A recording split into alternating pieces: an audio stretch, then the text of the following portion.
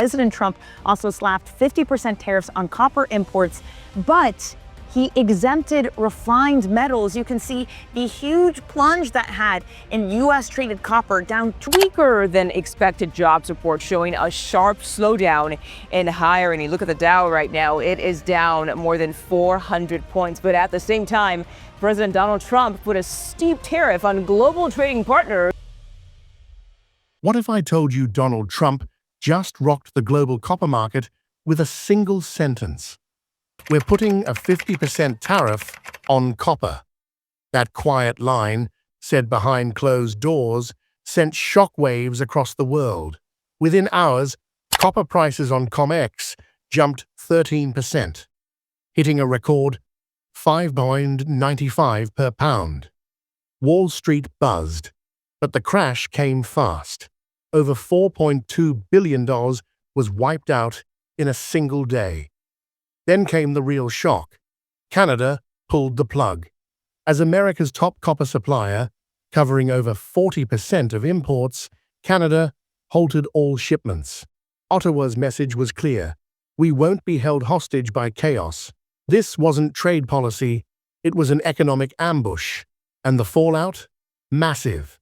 Overnight, U.S. copper prices soared past $5.60, while global prices hovered around $4.50. That 25% gap wasn't about supply. It was political shock. Traders scrambled, markets cracked, and deep cracks in the U.S. supply chain began to show. From EVs to power grids to basic wiring, everything uses copper. When copper jumps, everything jumps. This isn't regular inflation. It's policy-driven cost pressure, and it's spreading fast. This is just one piece of a much bigger story. Tap subscribe so you don't miss what's next. So what does a country do when its biggest trading partner suddenly makes doing business impossible? Canada had two choices: take the hit or cut ties. They cut ties. By March, Canadian mining companies like Teck Resources and Hudbay Minerals started sending copper straight to South Korea and Japan, skipping the US entirely. Why? It's cheaper to process there, and Asia now handles nearly half the world's copper refining.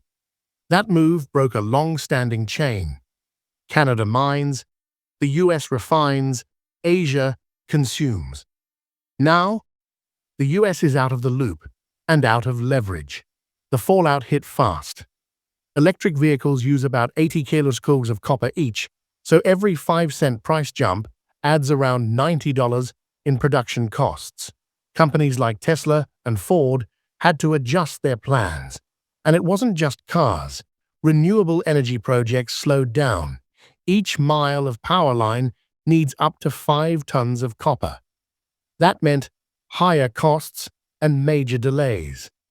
Utility companies started asking for rate hikes, with material costs jumping over 20%. One energy exec summed it up: no copper, no grid, no grid, no green energy. Big companies could absorb the hit, but small and mid-sized businesses, they got crushed. Almost 90% of U.S. exporters are small businesses, and many rely on affordable copper. When prices spiked, they lost contracts, especially to competitors in Vietnam and Thailand. Some factories in places like Ohio and Indiana reported losing entire orders. Every 10% increase in copper prices cut into profits by 1 to 2%. And for some, that was the tipping point. It wasn't market failure. It was a policy shock they couldn't prepare for. Thousands are now facing bankruptcy, not because they failed, but because the rules changed overnight. This wasn't just a speed bump. Canada's completely redrawing the trade map. After the US dropped surprise tariffs, Canada responded with a massive $1.88 billion plan to reroute its copper exports straight to Asia. New ports, upgraded rail lines, and logistics hubs are being built, all designed to bypass the US for good. Meanwhile, Quebec officials are in South America, locking in new deals with refiners in Peru and Chile to replace what they lost in the US. And here's the issue. America only refines about 5% of the copper it uses. With Arizona's Arco smelter shutting down, that number's getting even worse.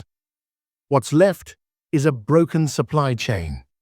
A once-tight North American system is falling apart, and the US is being cut out. But this didn't just stay in ports or factories, it's hitting home. Literally. Copper's everywhere, in EVs, plumbing, wiring. Now, electric cars cost $3,000, $6,000 more to build. Home construction, up $17,000, $22,000 per unit. Energy bills, appliances, telecom, prices are rising across the board. UBS says if this keeps up, the US economy could shrink by 0.5 percentage point this quarter alone. And it's not over. Canada is preparing a $125 billion retaliation list, targeting a wide range of American exports, from aluminum to chemicals to advanced parts. But this isn't just another trade spat. It's about rewriting the rules. Copper may have sparked it, but now the world's rethinking who they rely on. For decades, the US was the center of the industrial web. It called the shots. Now, that grip is slipping. Canada, along with Asia and Latin America, is shifting away from the US, and they're not just protecting their economies, they're shaping a new global order. So the big question is, was this really the great deal Trump promised? Or did it trigger the unraveling of the very system America helped build? Because this copper shock, it's just the beginning. If you're still here, thanks for hanging out. We break down global shifts like this every week. No fluff, just clarity. So if you're into the big picture and how it really affects your world, hit that subscribe button, drop a like, and let me know your thoughts below. Until next time, stay sharp, stay curious.